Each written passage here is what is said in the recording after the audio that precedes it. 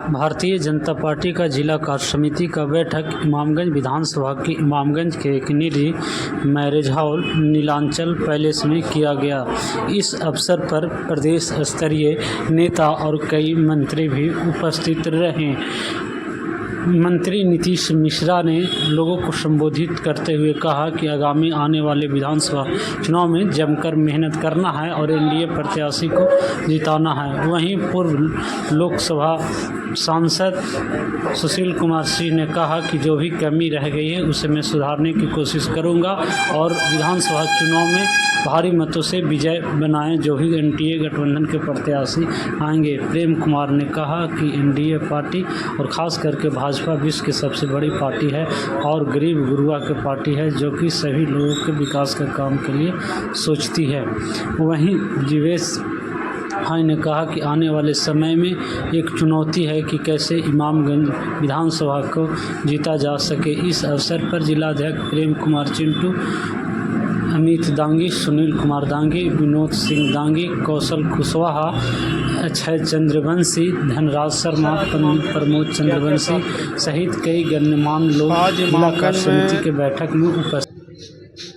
लोकसभा चुनाव हम लोग हारे, जिसका समीक्षा और 2 विधानसभा बेलागंज, इमामगंज में उपचुनाव होना है। इसकी तैयारी सभी कार्यकर्तागण हम लोग जुटे। आगामी 2025 में पूरे बिहार में जो चुनाव होना है, पुनः एनडीए का सरकार बने, एक विधानसभा का चुनाव जीते।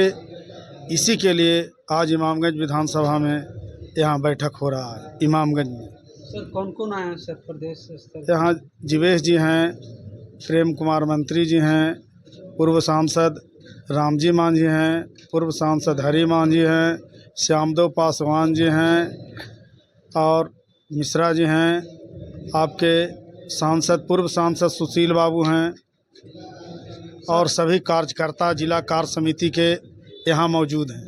सर जहाँ पे आप लोग का मीटिंग कर रहे हैं यहाँ से अभय कुशवाहा सर औरंगाबाद लोकसभा सांसद चुनके गए। हाँ, औरंगाबाद लोकसभा सांसद चुने गए। जनता की मर्जी थी, कमी बेसी रहा, क्षतिपूर्ति उसी के हम लोग पूरा करने के लिए आपस में मिल। सबसे बड़ा निजी क्षेत्र का निवेश लगभग 1600 करोड़ का अडानी समूह का सीमेंट फैक्ट्री का शिलान्यास का कार्य आदरणीय मुख्यमंत्री जी के द्वारा किया गया। तो ये एक शुरुआत है, बिहार के लोगों को रोजगार मिले, बिहार की प्रगति में एक गति आए और यही जब बार बार डबल इंजन की सरकार की बात होती है तो वहीं पे ये लाभ होता है। जब केंद्र में भी आपकी सरकार है, राज्य में भी आपकी सरकार है, तो एक गति के साथ विकास कार्यों को हम करते हैं और विकास कार्यों को लोगों तक पहुंचाना, उसकी जानकारी देना आप सबके हाथ में है। एक उदाहरण दे दें, क्योंकि अभी चुनाव है, शिवेश जी ने झेला है इसको, अभी के चुनाव में बहुत कम अंतर से ये हारे। मैं 15 का चुनाव बहुत कम अंतर से हारा। आदरणीय सुशील सिंह जी ने तो अपनी बातें रखते रखते बहुत भावुक हो गए, मैं उनकी पीड़ा समझ सकता हूँ, उनका भी फासला बहुत कम था। मैं अक्सर ये बात कहता हूँ कि देखिए चुनाव अभी तो होना नहीं था, लेकिन आदरणीय जीतनराम मांझी जी लोकसभा के सदस्य हो गए, केंद्र के मंत्री बन गए, इसलिए उपचुनाव होना है। और एक विधायक की अहमियत क्या है, जब अभी विश्वास मत हुआ था, कौन यहाँ व्यक्ति ऐसा होगा जो टीवी के सामने बैठ के अपनी सरकार की बहुमत के लिए चिंतित नहीं रहा हो?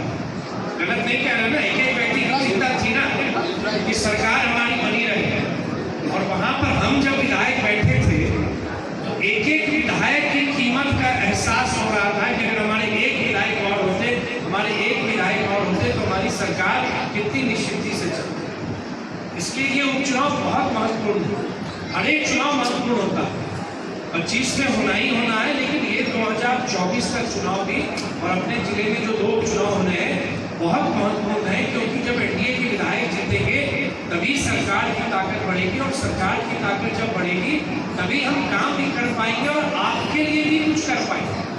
आज अगर हमारे साथियों को उम्मीद है, बहुत साथी हमसे मिलते हैं, एक प्रभारी मंत्री के नाते आपकी उम्मीद रहती है कि नहीं आपके संगठन के हैं, सरकार आपकी है, सरकार आपकी है तभी आप कुछ उम्मीद भी रख सकते हैं। अगर सरकार आपका नहीं होगा, जनप्रतिनिधि आपके नहीं होंगे तो कोई आपके लिए कुछ नहीं कर सकता। तो इन विषय को समझ चुनाव कौन व्यक्ति होगा जो चुनाव नहीं लड़ना चाहता? सब व्यक्ति के मन में, हम राजनीतिक कार्यकर्ता हैं, हम सब चुनाव लड़ना चाहते हैं, लेकिन बहुत बार चुनाव तो ऐसा है कि एक ही कोई व्यक्ति लड़ेगा, तो नेतृत्व जो तय करता है, चाहे वो सीट गठबंधन में जाती है, जो उम्मीदवार होते हैं, हमको अपनी सरकार देखनी है। बिहार में मुख्यमंत्री नीतीश कुमार जी को देखना है, केंद्र में आदरणीय मोदी जी को हमको देखना है, और उस चुनाव में, आने वाले उपचुनाव में पूरे तन्मयता के साथ हमको लगा।